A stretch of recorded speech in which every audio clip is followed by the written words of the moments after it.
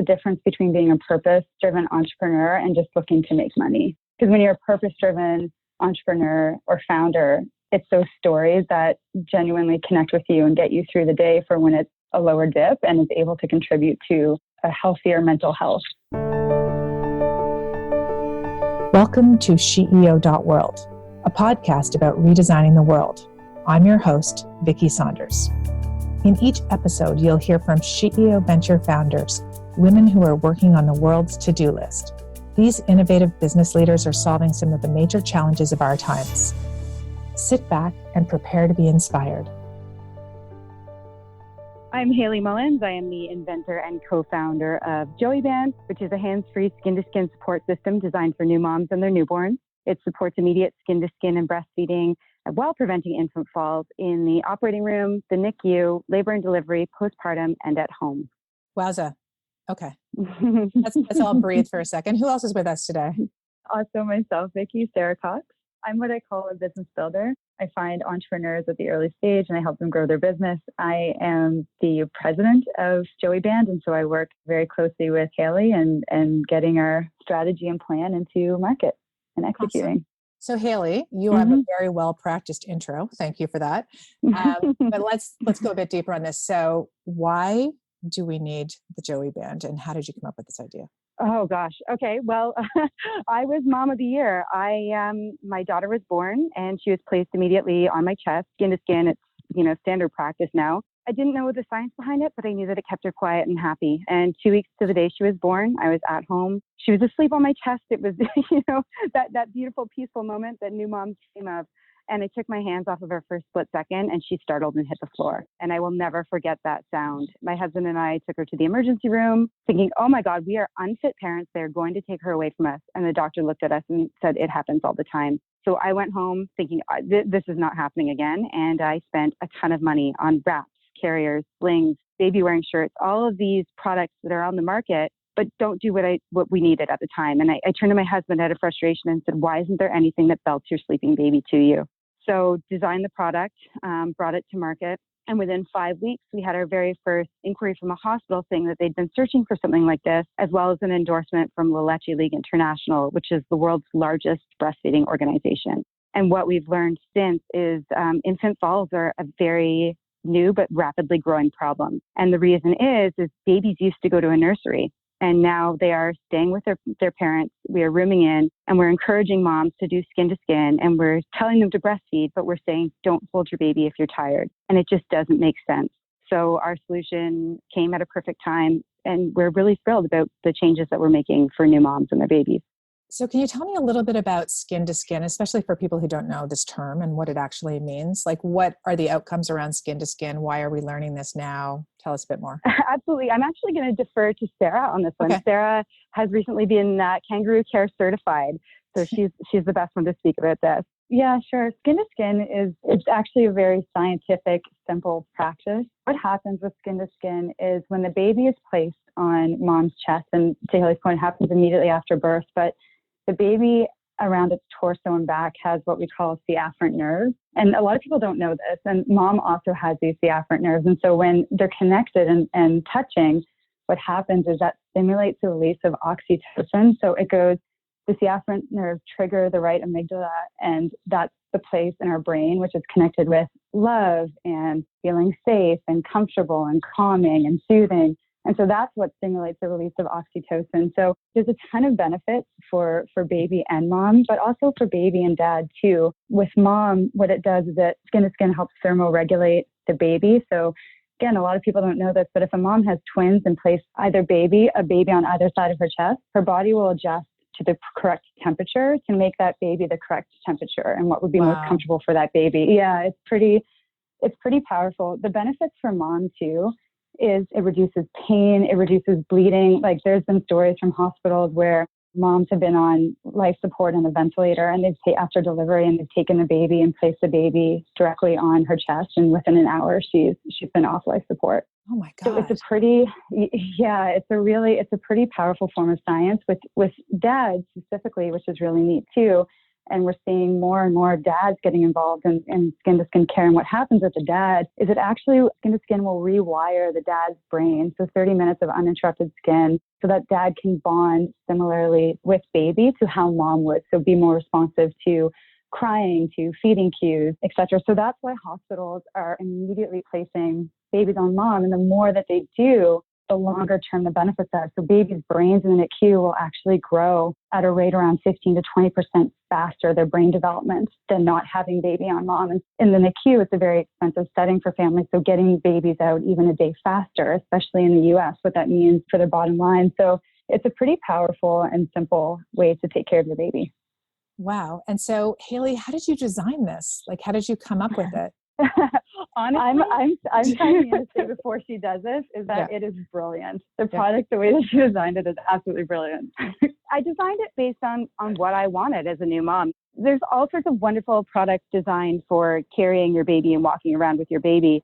What the market was lacking was something simple that you could use, in those first few weeks of life with your baby, where the baby wants to be on you nonstop. It's called the fourth trimester. It's normal. You are their natural habitat. But there was nothing that was easy to get on. There was nothing simple. And so what I wanted was something that was yoga pant material, because what does every new mom live in? It's soft, it's stretchy, it's supportive, it's comfortable. And then I wanted the most simple fastening that you could think of. So we went with hook and loop.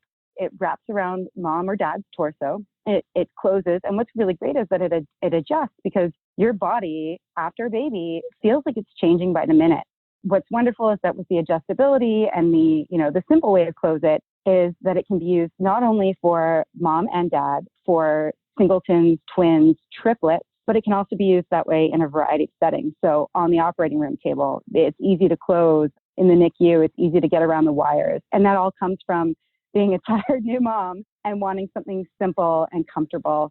So designed the first one on my mother-in-law's sewing machine, took it to a wonderful friend of mine who is a patent agent and said, does this exist? Like this product is something that I'm looking for. Does it exist? And she did a worldwide search and came back and said, no, it doesn't exist. You should really go ahead and do this. Wow. So that's where it came from, was that need, that personal need for something simple, comfortable, and effective. And can I highlight something on that too? Because I think what makes this product so innovative is that it was designed from a consumer perspective, so i.e. Hayley. So it fits really well into the consumer market for all the reasons that Hayley just described. But I think what we weren't anticipating was how brilliantly that would also fit into the hospital space. And so when we look at Joeyband, even though we've got all this incredible data from some of the top academic hospitals and Ivy League institutions validating the product, it's also perfect for moms and dads and their families at home too. It's not so technical that it can't be used in both settings, which is really unique. Yeah, that is really unique. I mean, this sort of B2B or B2C, so, direct to business usually has a different flavor than something that's going direct to consumer, right? And I think the new sort of holy grail with a lot of these products is something that fits for both. That's just incredible. And so it sounds like that's something you've got. So Sarah, I want to go to you for a second. So you came into our community as an activator, and tell us about how you ended up with Hayley. I love this story. So I was a part of SheEO as an activator, and I'll never forget it because I was a VP at a health tech company, and we were coming into venture season where we were reviewing some of the ventures, and we had received the list of ventures that we could check out their business, learn a little bit more about, and then vote for ultimately. I had been going through the list. I was going a mile a minute that day. I kid you not, Joeyband literally jumped off the page. As soon as I turned the next page, that was the first company I saw in the middle of a list of all these different ventures. And Vicky, I remember contacting you. And I said, I don't know if they're going to win. I haven't even submitted my top 10 yet, but can I reach out to this person, Hayley Mullins, and see because I really believe that I can help her. And that's how everything started. I reached out to Hayley. Hayley, was incredibly responsive right away. I think we met the next week. And the rest is history. I was advising the company for about a year and then came on full time about a year and a half ago. This is one of my favorite things about our community, which is, when you're in there as an activator, you can jump in and support one of the ventures if you're excited. And this happened to fit perfectly with your career goals. So I really love that too, just the cross-pollination of how we can help each other. Oh, yeah, absolutely. And it came at the perfect time. It was I started this business with my sister, Ashley, and she had a move across the continent. So it was just really wonderful having Sarah, Sarah at that time. I was losing my partner to a big move, and to have that support and that hands-on in the trenches every day with me, I wouldn't have gotten that without SheEO. So let's talk a little bit about the struggle. The struggle is real. How's it going right now? What's happening? It's going, so it's, it's startup, and the totally candid answer is it waxes and wanes. There's days where, you can't believe how far you've come. And there's days where you're, when that new perspective forms, and then there's days where you're looking at it and you're going, oh my gosh, we have such a long way to go. And that's the honest answer. And I think I want to preface too, that's one of the things that we love about SheEO is that it's such a supportive community, but you genuinely seek those authentic answers. When you say, how are you doing? You genuinely care on how we're doing and how the business is going. We don't have to sell that it's perfect all the time. And so in terms of how the business is going, we have doubled our revenue. We have increased our footprint. We have new partnerships and contracts that we're working with in different segments of the healthcare industry, which is huge. We're working with Fortune 500 companies, not just one, several of them. We're growing, I would say, every week, every day. But of course, there's those days, like I mentioned earlier, where you wake up to an email in your inbox and a mandatory cost has increased by 320% and it starts next week, So there's always the ups and downs that come along with it. But this is where I think having a really great business partner and partners is so important, because Hayley and I, we were in this day yesterday where we were going a mile a minute, and we're like, oh no, how are things going? And Hayley looked at me and goes, do you want to have dinner with my family and then go to kickboxing? It helps to punch things. Yeah. I was like, yes, I do. And that's why, you got to pick make sure that you have the right people around you for when, you're in that dip of startups, which is life. Mm-hmm. And it also helps when we're in the dips to get emails from users and nurses. And those always seem to come at the right time too, where you might be having a rough day, but you realize that what you're doing really does matter, and it really is changing things for a lot of people. The universe seems to give us those tidbits too on the days where we're looking at each other thinking, what are we doing? But it all seems to come together. You're so right on that too. And I think that's the difference between being a purpose-driven entrepreneur and just looking to make money. Because when you're a purpose-driven entrepreneur or founder, it's those stories that genuinely connect with you and get you through the day for when it's a lower dip and is able to contribute to a healthier mental health.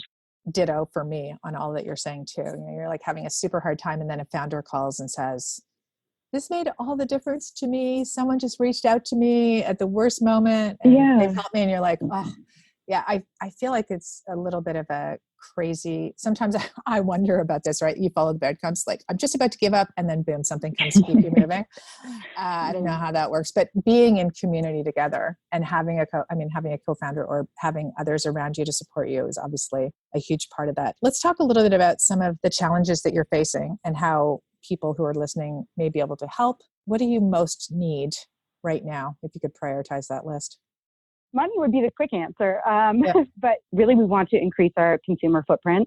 We need to educate moms. We need to get our strategy out there direct to moms. We've received the validation from hospitals and the healthcare system, but we're really looking for, somebody who can help us on that marketing side and help us figure out what is the best route, the most economical way to get the message and the education out there. And because there is an education to our product, and I think, one thing that people might be wondering if they haven't actually seen the product is how does it differ from other products on the market? It is quite different. It's 4-way stretch. Carriers have stiffness in them in order to bear weight. So this really mimics the womb, takes the pressure off mom's shoulders, back, neck, and is very comfortable and really eliminates the need for a breastfeeding pillow, bringing baby to the breast versus mom having to crouch down. But we need somebody who can help us package that succinctly and get it out. And then we're also looking for whether it's a loan or some form of funding. We're at that stage where we are growing very rapidly. And of course, with that comes the growing pains of increased product costs, et cetera. So we're also looking for somebody who maybe wants to be involved on that level. Like I said, whether it's a loan or another form of structure. That's really what we're looking for, is people who would love to get involved on that side. To Hayley's point around all the growth that's been happening in the last year or so, to date, we've been entirely self-funded. which presents its own challenges and wonderful opportunities too. But I think for the first time, we're looking for strategic angel investors and individuals that can either help support on the consumer side, as Hayley mentioned, or perhaps even have connections into hospitals, because we've got a really great business model around the hospital side too, where we can get those B2B contracts in place, and individuals who would sit on boards or who would be affiliated with larger healthcare organizations. I just wanted to shed a little bit of light on the hospital side too. Let's talk a little bit about the hospitals, because when I think of just getting into these giant institutions, sales cycle must be insane. But how did you get into the first hospital, and what are you learning there, and what are you seeing? Give us a little bit of flavor on that. Like I said at the beginning, falls are a new problem, and why they're a new problem is because babies are rooming in with parents. But what we've learned is that babies are falling at a rate of 1 in 666 births. That equates to about 15 falls per 10,000 births. And 10,000 births at one hospital isn't unusual. What we also know is that the cost of care on a fall is automatically going to be 1 day in the NICU, which can range from $3,500 to $13,000 in the States, as well as an MRI, which can be between $1,000 and $5,000. Again, this depends on the facility, the location, all of those pieces. If the baby falls, it has 50% chance of suffering a skull fracture. If the parent decides to pursue legal action, and this we know from speaking with an expert witness, a skull fracture will cost the hospital about $10 million, and a suffocation, which shouldn't happen, the outcome there is just the worst case scenario. These babies can stay safe, but if a baby suffocates, that could cost the hospital about $42 million in legal. What is so brilliant about the product is that organizations, Vicki, huge organizations, were spending years and years in research and development trying to figure out how to address the issue of infant falls. So health authorities like the Joint Commission just less than a year ago was issuing warnings about infant falls. And so every parent thinks, oh, this isn't something that's going to happen to me, especially the first-time parents. But it's a very real issue. And in fact, it's so real that the healthcare community is completely rallied around it as well. It is a very real problem. It's a very expensive problem that people are looking for a solution to. So our first hospital, it was a NICU as opposed to labor and delivery in the infant fall side. But because everybody's trying to increase skin to skin, increase kangaroo care, increase breastfeeding rates, my sister and I went to a healthcare conference in California very early on in this business. And we were, we set up our little 10 by 10 booth. We're like, oh, it feels really great to be here. We're excited. We were not prepared. My sister and I were lined up 6 people deep the entire conference. We had nurses coming back to us on day 3 saying, I've been waiting 3 days to talk to you because we need something like this so badly. And we were totally overwhelmed. And I think it was at that moment that, we realized that, this is a massive problem in healthcare, and we've got a real opportunity to change the way things are done. We got in front of the right people, nurses that are at the ground level and are the ones that are caring for the patients. And from there, it's really where we've grown. I think Sarah's best to speak about the learnings about that sales cycle with the hospital, because it is certainly long. Yeah, but to emphasize that, for nurses to come back repeatedly to the booth to try to get attention from a healthcare company, that doesn't happen every day. That really doesn't happen. That's a feat in itself. And, and I think just to build on that a little bit further too, there's different healthcare organizations that are on, the manufacturing distribution side, where they go around across the U.S. and meet with all their hospital customers. And we were the first company ever in their history, and their Fortune 500 company, to be invited as an outside vendor to present to those hospitals.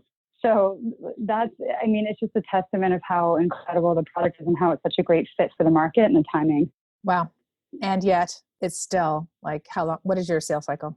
Oh my gosh, our sales cycle, it's typically about a year and a month or two on the B2B side. And then but then sometimes, you'll get surprises. Hospitals will pop up where they say, oh, we've heard of your product. We applied for this budget, XYZ internally, and we can start tomorrow. So it completely depends. So you can imagine the challenges of forecasting pipeline. Sure. Yeah, you're like, more of that, please. Oh, yes, absolutely. We can deliver tomorrow. Yeah.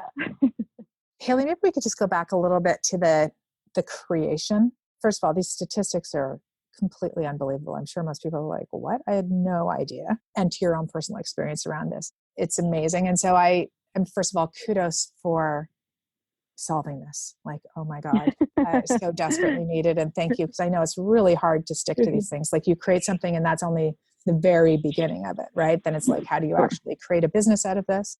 Can you talk a little bit about, so you identified the issue, you wanted to solve for it. And then like how many iterations and prototypes, and can you just give a little bit of insight into that? Yeah, absolutely. So I'm not a very patient person. I think most people will agree with this. It didn't take long. So I think it was 3 weeks before I had a final prototype. I made the first one, like I said, on my mother-in-law's sewing machine, and then immediately took a friend of mine who works in fashion out for dinner and asked her if she knew anybody that could sew and source fabric. So she introduced me, and I think it was the second iteration that this gal had made for us that we were like, okay, this is great, perfect, let's go. Seriously, pretty it was much that fast? Yeah, it was that fast. I mean, I knew what I wanted. She made some suggestions on, how to improve the closure system. So using messenger style Velcro as opposed to, a big patch of Velcro, and it was quick and I liked it. And that said, we've made tweaks along the way. So one thing that we're big on is we listen to feedback, user feedback. So clinicians and nurses, they made some suggestions. I should go back to the start. So we originally called this product Sleep Belt. It belted your sleeping baby to you. That's all the product was intended to do. Is I just wanted something that would belt my sleeping baby to me, so I named it Sleep Belt. So my sister and I launched this product just blindly. Here it is. Let's go. And as soon as we started entering the American healthcare market, everybody said you need to get away from the word sleep. And we didn't realize that sleep is a dirty word because they don't want moms falling asleep with their babies. So even though it was designed for infant sleep versus maternal sleep, we took it, we changed the name to Joeyband, Joey being a baby kangaroo and reflecting that kangaroo care. We've also, changed the length of the Velcro, again, based on feedback, making sure that it's more universal, more adjustable, changed the sizing, offered bigger sizing for certain demographics, eliminating colors for use in the clinical setting because, we used to have bright blue and bright pink for hospitals, but we were finding out that the lights were reflecting and blue was making the babies look cold. So we're really, really great at taking feedback and incorporating it into the product. It doesn't need to be perfect first round. It can change with every manufacturing run. You can make tweaks, you can make updates. And I think that was one thing that I always had in the back of my head was I can't sit on this forever because I just won't get done. So we went fast and we've made changes along the way, but it was, one of those things where I needed it for myself, so I needed to get it done. Right. That's amazing. What advice would you have for other founders who have an issue like you did? I mean, there's something that happened to them. You wanted to solve this problem and you went at it. What would have made it easier for you if you look back now, if anything? That's a really great question because I try not to look back. I hear you. I really, get that. I really try not to look back because there's so many would have, could have, should have. I should have done this. We should have done that. I can't look back. I think everything came to me as it was supposed to, came to us as it was supposed to. I think you just got to stay nimble. Don't manufacture too many units at once because you might need to make changes. Keep your money, if you have money coming in, don't spend it all on one big manufacturing run, or don't blow it all on a PR firm that promises certain things before they deliver. There's just been a lot of learnings on the way. We've had some missteps, some misspends, but we've always come back from it. And we have a really wonderful team that we are able to pivot and make changes as we need to. And Sarah, would you have advice for people who are listening, who are maybe going to market in the healthcare space and wondering how to make this all work? I think about this quite a bit in terms of what's helped us get where we are. And I think one of the big things that I see a lot of entrepreneurs, founders, business builders, we have a tendency to either isolate ourselves when we're building something and just put our heads down and not take that time to come up, or we just tend to integrate and socialize with the individuals that would be directly affiliated to the business. It's important when you're building to take a look and bring your head up and look around at the community and the collective and understand lots of different perspectives and meeting with lots of different individuals when you're building your business, because you never know where these opportunities come from. And it sounds like a lot of work and a lot of unnecessary effort, especially I think because we have a tendency to be very goal oriented. And if it's not producing a result, we don't have time for it. Again, reaching out into your community and meeting with different individuals in your community is a really important part to growing your business that I think we need to take a little bit more time for. Amazing. So we're just coming to a close now. And first of all, I am like blown away by what you've done. So thank you very, very much. And I know it's super hard and you have lots of challenges along the way. I've been on the receiving end of some of those texts. And so thank you for keeping going. I think persisting through this is super, super tough. It's really fascinating to me that doing B2B and B2C, for those listening, that's like business directly with other businesses or business that goes directly to consumers. To do both of those together, I understand is kind of a challenge. But so for individuals who are out there who are like, I have to have this, how do they find you? And what's the best way to reach you? www.joeyband, joeyband.com. And that'll take you directly to our clinical website. There is the opportunity for consumers to shop directly. And if you do want one of those fun colors, pink or blue, that I mentioned before, it'll link you directly to our Sleep Belt site, which still has those colors in stock. Easy to find us on the interweb. And then we do have a handful of retail partners as well. But hopefully you'll see it in the hospital where you deliver at. Is this actually happening that hospitals are using these as soon as births are happening? Is it part of their internal process or? Yeah, absolutely. Yeah. The whole mission is to change the standard of care. And I say that quite candidly, we are changing that standard of care where it's being used right when mom's going in to have her C-section as part of linen prep or immediately after labor and delivery into postpartum. Wow, that's incredible. Well, thank you both very much for all the work that you're doing. We are cheering you on.